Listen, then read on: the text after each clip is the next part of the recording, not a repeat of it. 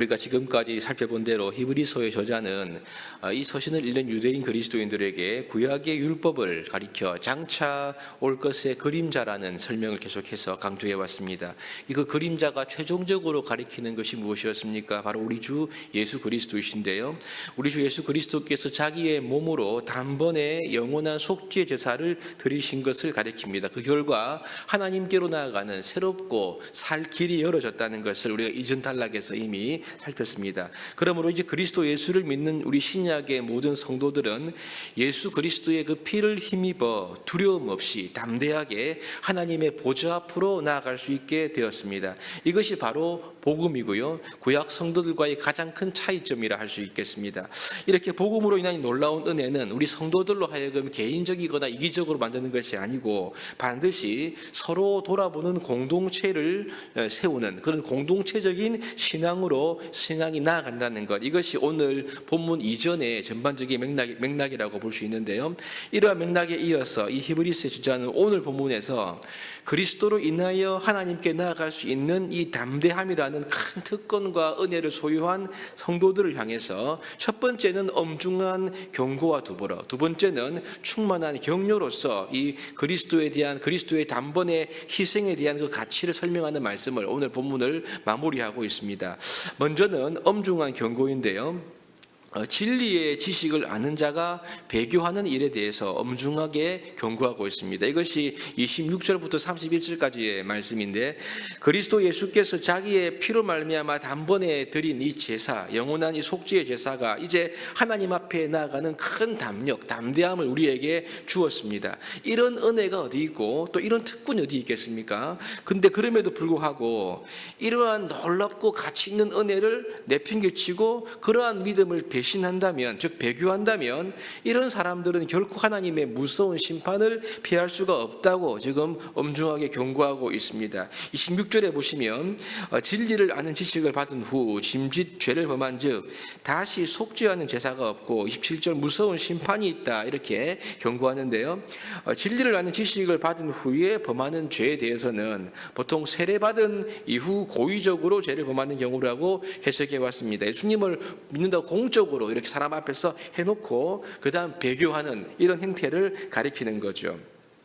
그럼 여러분, 이 진리의 지식을 받은 이후에 이제 고의적으로 범하는 죄가 어떤 종류의 죄인가? 이것은 이제 믿음을 배신하는 그런 배교의 죄인데요. 29절에 보면 잘 기록되어 있습니다. 하나님의 아들을 짓밟고, 여러분 이 존귀하신 그 하나님 아들을 짓밟을 수 있겠습니까? 그 다음에 예수의 피를 도리어 부정한 것으로 여기는 죄고요. 또 마지막으로 은혜의 성령을 욕되게 하는 죄다 이렇게 말씀을 하고 있는 거죠. 그러니 예수님의 속죄의 은혜, 이 구원의 은혜를 완전히 버리고 고의적으로 예수님을 배반하고 믿음을 배반하고 배교하는 죄를 가리키는데, 이러한 죄는요 다시 속죄하는 제사가 없다 이렇게 말씀합니다. 이것은 그만큼 여러분, 우리가 그리스도 예수의 속죄로 인한 은혜가 성도들에게는 그 무엇과도 어떤 것과도 바꿀 수가 없는 큰 은혜라는 말을 우리에게 하고 있는 거죠. 쉽게 말하면 우리가 예수님의 보혈로 얻은 구원의 은혜는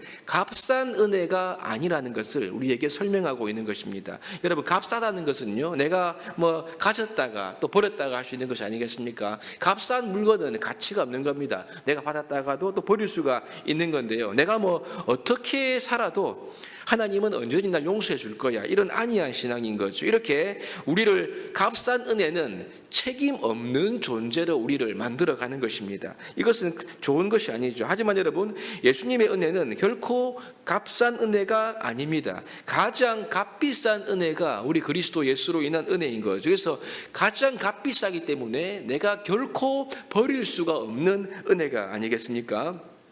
이 값비싼 은혜를 받은 자는 그 은혜에 걸맞는 자가 됩니다. 값비싼 것을 소유했기 때문에 책임 있는 자가 되기 위해서, 은혜에 걸맞는 사람이 되기 위해서 우리가 하나님 앞에 나아가고 힘쓰게 되는 거죠. 이렇게 가장 값비싼 은혜를 받은 자가 그 은혜를 받았다고 말하는 자가 믿음을 떠나고 나중에 예수를 조롱하는 그러한 자리에 서게 된다면 그 사람은 결코 심판을 면할 수가 없다는 것을 히브리서의 저자가 엄중하게 경고하고 있습니다.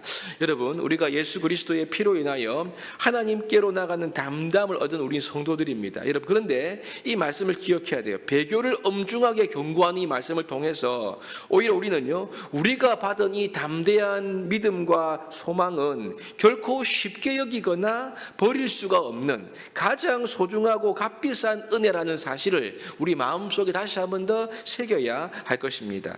하나님의 은혜가 값비싸다는 사실을 더 깊이 깨닫고 깨달을수록 여러분, 그 값에 걸맞는 하나님의 큰 은혜가 우리의 삶을 다스리게 될 것입니다. 결코 배교가 아닌 주님을 더 사랑하고 또 헌신하는 그러한 삶으로 나갈 수밖에 없다는 말씀인 거죠.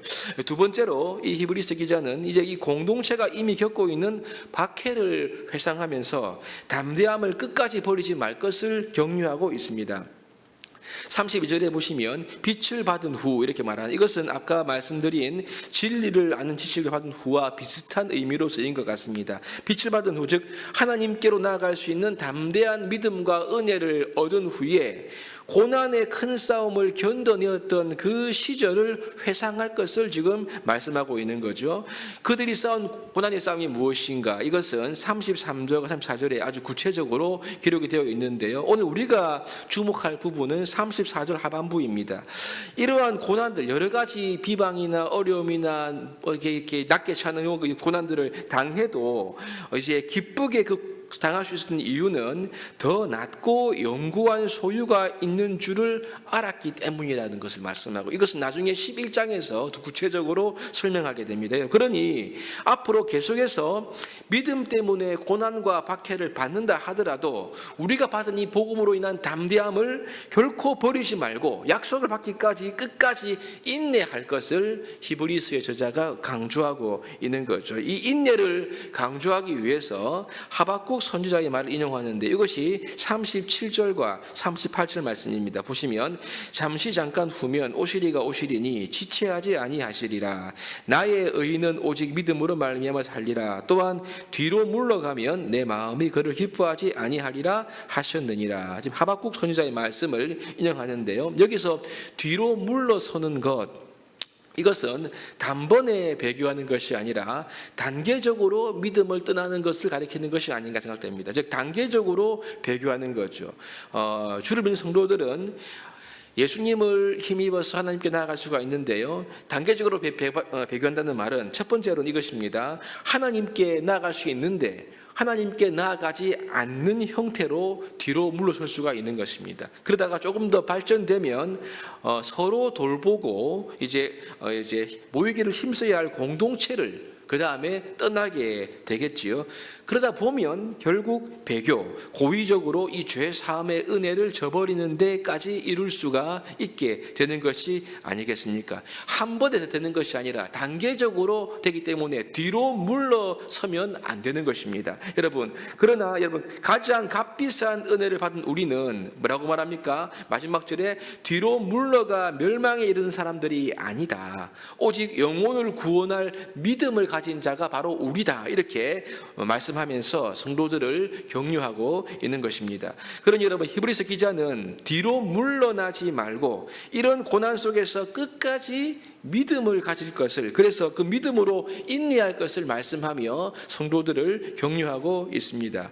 여러분, 그렇습니다. 예수 그리스도의 피로 인하여 하나님께 나아가는 이 담대함을 얻는 이 은혜는 그 무엇과도 바꿀 수 없는 가장 소중한 은혜입니다. 축복입니다. 이 믿음으로 살고 이 믿음으로 인내하는 것은 그 어떤 고난을 당하고 대가를 지불해서라도 뒤로 물러서거나 또 여러분, 우리가 믿음에서 떠나는 삶을 거절하는 이런 이제 삶으로 드러날 수밖에 없는 거죠. 지금 우리의 모습은 어떠합니까? 하나님의 은혜, 하나님의 보좌 앞으로 나아갈 수 있는 이 은혜를 우리의 매일 삶에서 누리고 있습니까? 이것을 누리는 것이야말로 영혼의 구원함에 이르는 믿음을 가진 자의 모습임을 기억하면 좋겠습니다. 특별히 교회 공동체 안에서 서로 돌아보고 모이기에 힘쓰는 이러한 모습도 역시 마찬가지로 할 수 있겠죠.